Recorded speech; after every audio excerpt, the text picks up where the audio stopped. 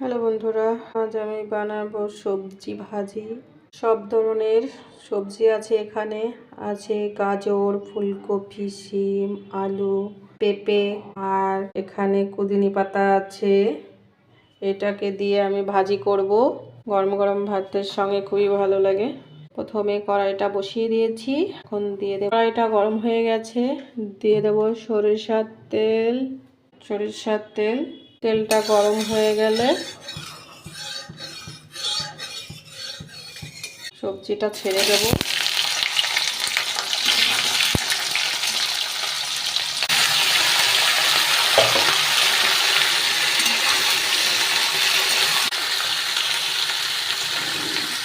এবার দিয়ে দেব লবণ পরিমাণ মতো,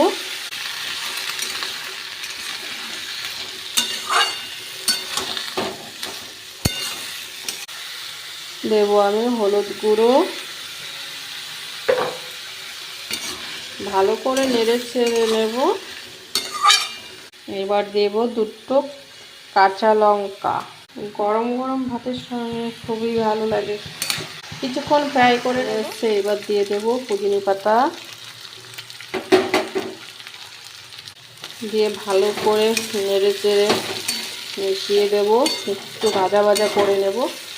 সবজিটা ভাজা হয়ে গেছে, এবার আমি নামিয়ে নেব। হয়ে গেছে সব ধরনের সবজি ভাজা।